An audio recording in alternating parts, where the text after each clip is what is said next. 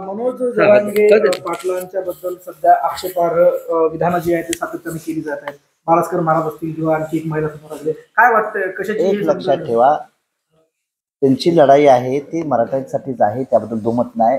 आम्हालाही पहिलं शाहू राजानंच आरक्षण या देशात दिलेलं आहे.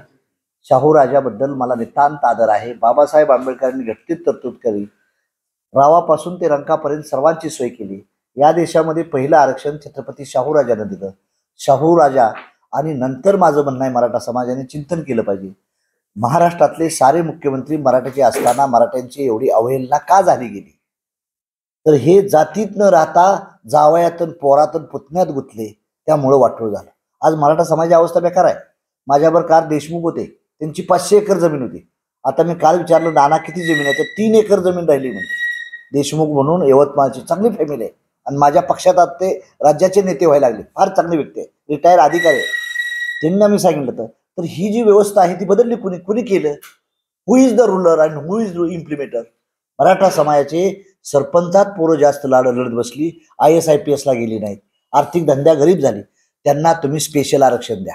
म्हणजे गरीब OBC आहे त्यांच्या कोट्यातलं दिलं तर त्या माणसांना काही मिळालंच नाही आजपर्यंत स्वातंत्र्य झालं. OBCची अवस्था एवढी खराब आहे. काँग्रेस फार म्हणते आम्ही गरीबाच्या बाजूचा आहे, सेक्युलरच्या बाजूचा आहे. या देशात 54% समाज राहतो आणि 9.3% त्यांना भागीदारी मिळाली आहे IAS IPS किंवा अधिकारी वगैरे पार्लमेंटरीमध्ये. या देशामध्ये 11% मुसलमान आहे, त्या मुसलमानांना भागीदारी मिळालेली नाही साहेब. आणि उगाच त्यांना दोष देतो आम्ही हिंदू म्हणून, त्याचा विचार आपण मंडळीने केला. एकही मुलगा IAS नाही, मुसलमानाचा IPS नाही आहे, इंडस्ट्रियलिस्ट नाही आणि आमदार नाहीत, खासदार नाही, एवढा मोठा समाज असून त्यांना भीती दाखवली जाते की भाई पॉलिटिक्स आमचं सरकार आलं तर आम्ही गृहमंत्रीच मुसलमानाचं पोरगं करू.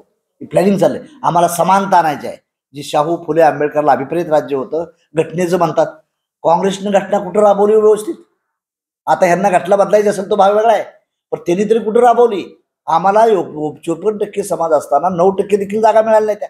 आज आमच्यावर नाही. धनगर आरक्षण मागतंय, OBC आरक्षण मागतंय, मराठा आरक्षण मागतंय, मुस्लिम समाज आरक्षण मागतोय. कोणला कोण देते? आणि हे पार्लमेंटला अधिकार आहेत. आमदाराला अधिकार नाहीत, जिल्हा परिषद सदस्याला, कॉर्पोरेटरला अधिकार नाहीत.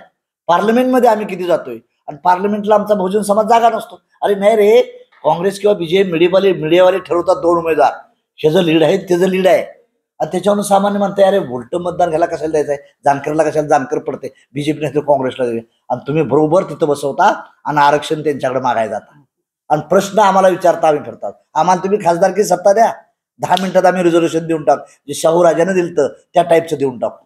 जिसकी जितनी संख्या भारी उसकी उतनी वागे. आज गरिबीचं प्रमाण किती जास्त आहे. मराठा समाजाला आरक्षण मिळालं पाहिजे, ही पहिली आमची मागणी आहे. 1997ला मी पहिली डिमांड केली होती. मराठा समाजात देखील अवस्था, माझ्या गावातला मराठा आहे, त्याचं काही दवाखाना असला काय असलं का मलाच बघावं लागतंय. त्यांच्या जमिनी भरपूर होत्या, बोंबाबोंब झाली, जमीन साऱ्या मुलींच्या लग्नावर गेल्या.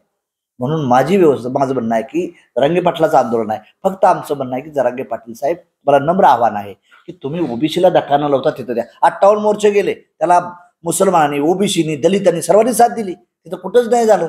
पण अराजकता करण्याचं काम नाही.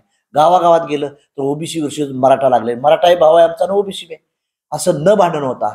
त्यांना स्पेशल जे 10% आरक्षण दिलं या राज्य सरकारनं, त्यांचं अभिनंदन करतो. मुख्यमंत्री, दोन्ही उपमुख्यमंत्री, आम्ही सर्वांनी अभिनंदन केलं. एक रेझोल्युशन पास केलं, मराठ्यात बी दिलं पाहिजे, त्यांना बी हक्क अधिकार मिळाला पाहिजे. कोर्टात टिकलं तर वाटतं टिकणार साहेब.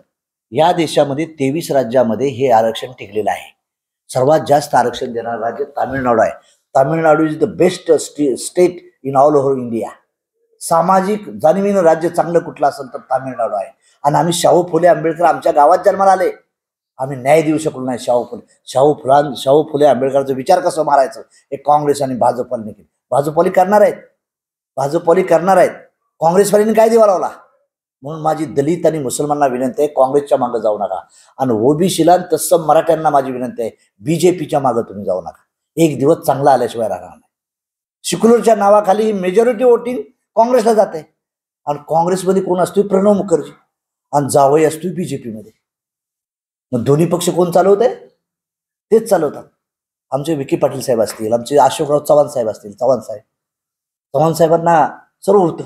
ठीक आहे, त्यांच्या काही अडचणीमुळं काय ह्याच्यामुळे गेलं असेल तिथं. म्हणजे ह्या ज्या बाबी आहेत, लोकांनी विश्वास कोणावर ठेवायचा?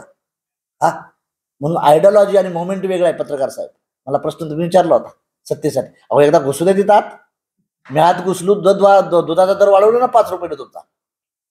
ऑनलाईन सिस्टम आणली ना तुमची. डायरेक्ट एजंट मधले तहसीलदार ऑफिसला बंद करायचे बंद केले, ऑनलाईन सिस्टम चालू केली. बेनिफिशरीला डायरेक्ट पैसे मिळतील ही सिस्टम आम्हीच चालू केली, पहिली बहादूरकरच केली. आम्हाला तिथं संधी मिळाल्यानंतर आम्हाला सोनं करता येतं. आयडिओलॉजी ते आमच्या मोठे पक्ष आहेत, त्या आयडिओलॉजी आपलं मानणार नाहीत.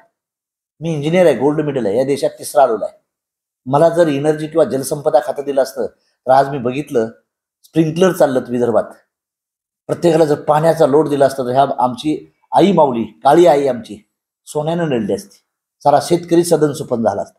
इलेक्ट्रिसिटी चांगलं आहे, ब्लॅक डायमंड इथं चांगला आहे, जंगल चांगलं आहे, पाण्याची सोय चांगली आहे. त्यांना इरिगेटेड नीट जर केलं आणि शेतकऱ्याला प्रशिक्षित केलं तर अतिशय चांगलं होईल. ह्या भागावर स्पेशल लक्ष दिलं पाहिजे. अंजुमन स्कूलला मी भेटायला चाललोय, 100 वर्ष झालं, फार चांगलं स्कूल आहे. त्या स्कूलमधनं जर काही IAS IPS बनले, चांगली संधी मिळाली तर ह्या भागाचा विकास होईल. 1 IAS झाला, 2 IAS झाले तर त्या भागाला रस्ता येईल, लाईट येईल, पाणी येईल, मेट्रो येईल. त्या दृष्टीने आम्ही प्रयत्न करू आणि रोजगार देण्याचं काम करता येईल. आज आमच्या हातात सत्ता नाही म्हणून आयडिओलॉजी डिफर आहे. तिथं घुसल्यानंतर आमच्या डोक्यानं आयडिओलॉजी चालू राहा. आम्हाला तिथं आत घुसू दे तरी, सभागृहात जाऊ दे तरी, आम्हाला सभागृहात जाऊन देण्यासाठी 2-4 एकत्र होते. ती आमची लोक बी त्यांना म्हणतील, अरे जानकर चांगला आहे रे, पण पैसे देणार नोटवाला नाहीये, गांधी दिला पाहिजे. हा, लोकांना माझी आपल्या माध्यमातून अपेक्षा आहे की मतदान लोकसभेला विकू नका. ग्रामपंचायतला काय होऊ द्या, एका वेळी आमदारकीला काय होऊ द्या, लोकसभेला डोळ्यात तेल घालून तुम्ही मतदान करा. या देशातला कायदा, या देशातलं सारं संविधान हे करण्याचं काम चाललेलं आहे आणि आम्ही सर्वांच्याच हिताच आहे. या देशातला जैन असू द्या, मारवाडी असू द्या, ब्राह्मण असू द्या, त्यांचं हित झालं पाहिजे. ते आपलेच आहे, आमचेच आहे. जर मेजॉरिटी समाज राहिला आहे, ज्याचं वोट ऑफ पर्सेंट कमी आहे ते डोक्यावर बसला आहे आणि ज्याचं वोट जास्त आहे तो भिकाऱ्यागत मागत बसलाय. ही कुठेतरी बदलली पाहिजे ना सिस्टम. म्हणून काँग्रेस आणि बीजेपीवर चिंतन करावं. पत्रकारांना देखील माझी विनंती आहे, आम्ही चांगलं असेल तर आम्हाला संधी द्या, आम्हाला चांगलं असेल तर आमच्या कॅन्डिडेटचं डिपॉझिट गेलं पाहिजे. आणि पत्रकारांना माझी विनंती आहे, तुम्ही बी उद्योगधंदे करा आणि पोरींना इंग्लिश मिडियमला टाकून वेल क्वालिफाईड बनवा, तर तुमचं आहे. ना तर मालक तुमचे दुसरेच आहेत. तुम्ही इथनं माझी बाईट पाठवणार आणि त्यातली सारी कट होणार, असं होणार आणि मग परत तुम्ही म्हणणार अरे वेगळेच मी अशी इंटरव्ह्यू घेतली होती. पत्रकारांना माझी विनंती आहे, आपण म्हणलं की आणि चांगलं काय आहे, आमचं चुकत असेल, आमच्या नेत्याचं चुकत असेल तर आम्हाला तुम्ही सल्ला दिला पाहिजे की इथं हा मुद्दा RSPने घ्यावा, उद्या विदर्भात चांगलं. आणि विदर्भाची जनता फार चांगली आहे, अतिशय चांगले आहेत विदर्भातले लोक. फक्त विदर्भाच्या लोकांनी प्रशिक्षण घ्यावं आणि शेतीबरोबर उद्योगावर प्रेम करावं, एवढीच माझी अपेक्षा आहे.